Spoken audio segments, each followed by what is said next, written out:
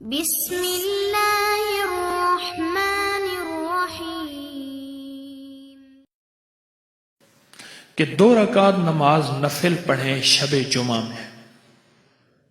شب جمعہ کہتے ہیں جمعرات کا دن ہو، مغرب کے بعد جو وقت شروع ہوتا ہے، جمعرات کے دن مغرب ڈوبنے کے بعد جو وقت شروع ہوتا ہے اسے کیا کہتے ہیں؟ شب جمعہ۔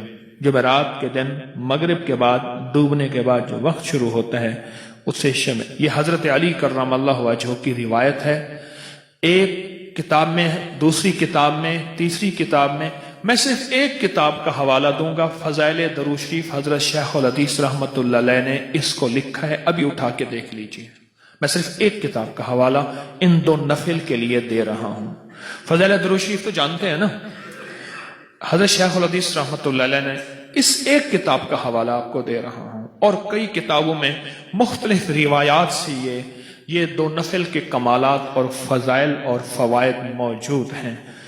جو بندہ 2 رکعت نماز نفل پڑھے شب جمعہ میں، اور شب جمعہ مغرب سے لے کر فجر سے پہلے تک ساری شب جمعہ ہے، غور سے سمجھیے گا، مغرب کی ڈوبنے سے لے کر اور نماز فجر کے اگلے دن کی نماز فجر کے وقت پہلے ہونے سے پہلے، یہ روزے کا وقت تک، جیسے روزے کا وقت شروع ہوا سحری کا وقت، سحری کے وقت تک یہ ساری شب جمعہ ہے۔ جو بندہ 2 رکعت نماز نفل پڑھے، پہلی رکعت میں سورۃ فاتحہ کے بعد 11 بار آیت الکرسی، دوسری رکعت میں سورۃ فاتحہ کے بعد 11 بار قل هو اللہ نفل ختم، بولو مشکل، پڑھ کے سلام پھیریں اور پھر حضور کی بارگاہ میں درود پاک پڑھتے پڑھتے پڑھتے سو جائیں، لکھا ہے اسے دیدار مصطفیٰ نصیب ہوگا۔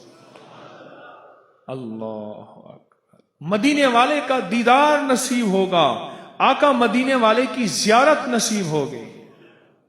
اتنا زبردست، اور میں نے جس کو بتایا، کسی کو جلدی کسی کو دیر سے، کوئی فرد آج تک شاید ہوگا، میں دعویٰ نہیں کر سکتا کہ جس نے یہ عمل متواتر یقین اور اعتماد اور اعتقاد کے ساتھ، آخر شیخ الحدیث نے اپنی کتاب فضائل درود شریف میں ایسے نہیں لکھا، آج جا کے دیکھیے گا، ایسے نہیں لکھا، اور کئی کتابوں میں حوالے ہیں، چونکہ یہ کتاب مشہور عام ہے اس لیے اس کا حوالہ دے رہا، لکھا ایسے نہیں ہے۔ حضرت علی کرم اللہ وجہہ کی روایت اور بعض روایات سے ایسے نہیں لکھا، اس کے اندر طاقت اور تاثیر ہے۔ اور میں نے دیدار مصطفیٰ کے لیے بڑے عمل دیکھے، میں نے سب سے مختصر عمل یہی پایا اور اس کی بڑی تاثیر پائی۔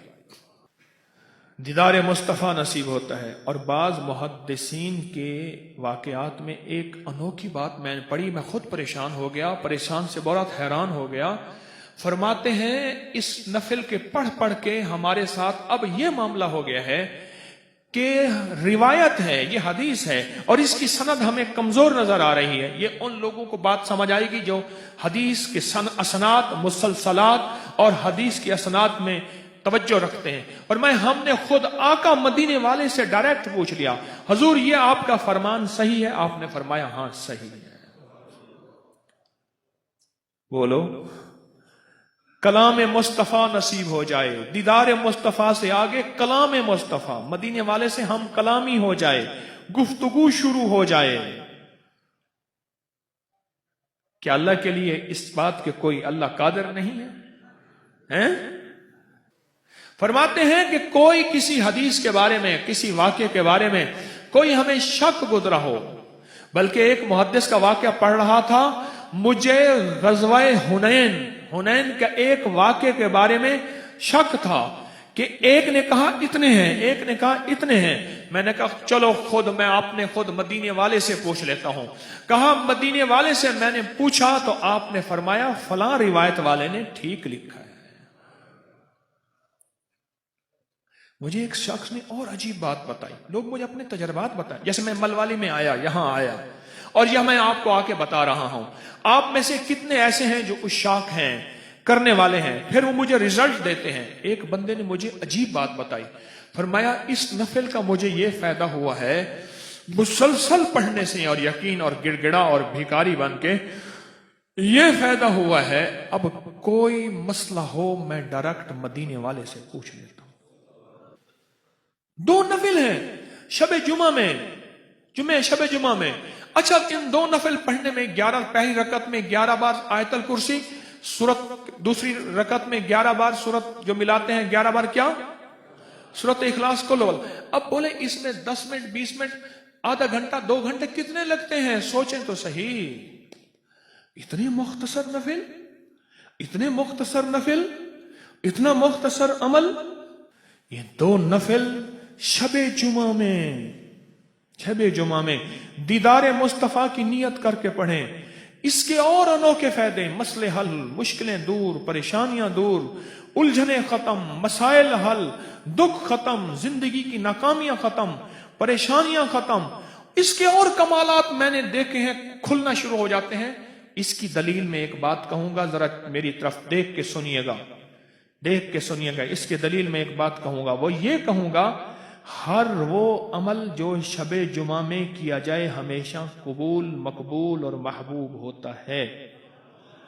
اس لیے محدثین نے لکھا ہے کہ کتنے دیوانے لوگ ہیں، یہ لفظ لکھا ہے، نادان لوگ ہیں جو شب قدر کی تلاش کرتے ہیں، ہر آنے والی شب جمعہ کے شب قدر کو ضائع کر بیٹھتے ہیں. سال کے بعد شب قدر کی تلاش کرتے ہیں. ضرور کرنی چاہیے، میں منع نہیں کرتا، حکم ہے تلاش کرو، حکم ہے تلاش کرو. پر ہر ہفتے شب جمعہ کے نام پہ جو شب قدر آتی ہے اس کو ضائع کر بیٹھتے ہیں، اس کی قدردانی نہیں کرتے. اس کو ضائع کر بیٹھتے ہیں، اس کی قدردانی نہیں کرتے. اچھا نفل ہیں مختصر. شیخ الحدیث رحمۃ اللہ نے اپنی کتاب فضائل درود شریف میں لکھا مختصر، پر اس کا نتیجہ، اس کا کمال اخیر اور اخیر ہے اور اخیر.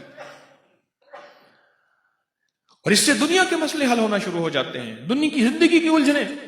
مجھے ایک چیز بتائیں، جس کو کائنات کا آخری جلوہ اللہ کے بعد دیدار مصطفیٰ نصیب ہو، جن نفل سے، ان نفل سے کائنات کے چھوٹے موٹے دنیا کے کام، یہ مسئلے حل ہو نہیں سکتے. سوچیں تو صحیح. آخری ہستی اللہ کے بعد کون ہے؟ سارے کہو محمد الرسول اللہ. آخری ہستی، آخری ہستی، آخری ہستی.